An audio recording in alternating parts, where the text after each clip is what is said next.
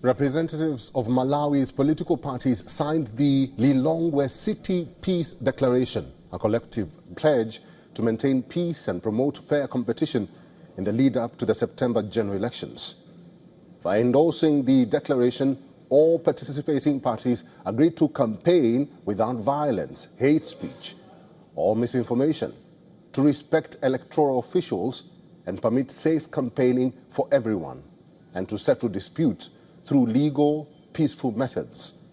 Importantly, they pledged to honor the results announced by the Malawi Electoral Commission.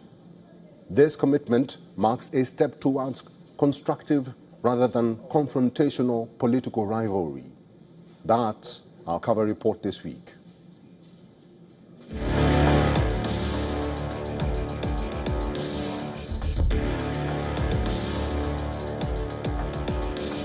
Two former Malawian presidents launched separate campaigns to unseat President Lazarus Chakwera in the country's upcoming general elections scheduled for September 16th.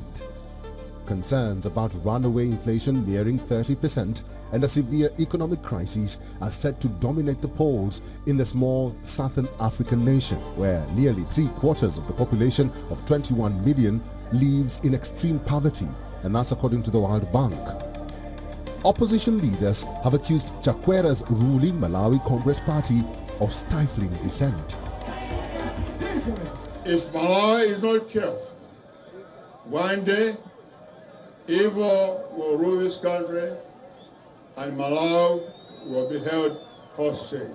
Listeners, Malawians and the general practitioners would wish to see how the DPP is going to distinguish themselves from other administrations in as far as strengthening the battle against corruption is concerned.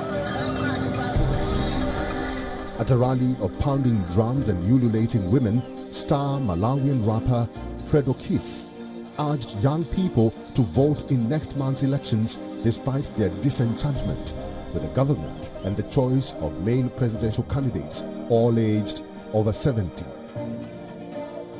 Youth are not taking part because they are jobless. They want businesses, but there are no solutions. What the youth need, what the youth want, governments and politicians are not providing. So there are no solutions for young people in the political space, in government, elsewhere. So there are no solutions. So they are disgruntled. Malawi's Vice President Michael Yusi submitted his nomination papers to run for president against incumbent Lazarus Chakwera in general elections due in September. Yusi presented his papers to the Malawi Electoral Commission and promised to bring order in public service if elected. The Malawi Electoral Commission has received thousands of biometric kits from Smartmatic as the country prepares for general elections next month, but there are concerns about the procurement process for the contract award. According to local reports, a consignment of 6,450 of biometric voter verification and identification kits was received at the Kamuzu International Airport in the capital Lilongwe on August 1st, while another batch was delivered on August 22nd. This adds up to the 2,000 kits which were delivered towards the end of July. In the past, Malawi is said to have been bedeviled by problems related to ghost voters and voter ID theft, making it possible for individuals to vote multiple times. 28 long-term observers are ready to be deployed across Malawi, working in pair in 14 teams of 2.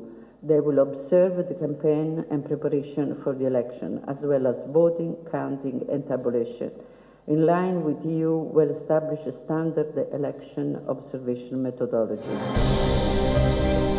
100 days into his term, new Malawian President Lazarus Chakwera called for more time to implement his campaign promises.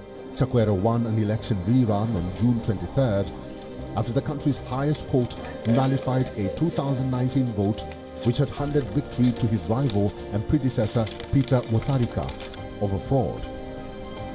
Have you done enough? No, I will be the first one to tell you I have not done enough. And this country has not done enough. More. than what is happening right now. 60% of the under 35 electorate turned out at the 2019 vote compared to 80% of older voters. Low youth participation is a structural issue in Malawi. Africa Bureau, WION, World is One.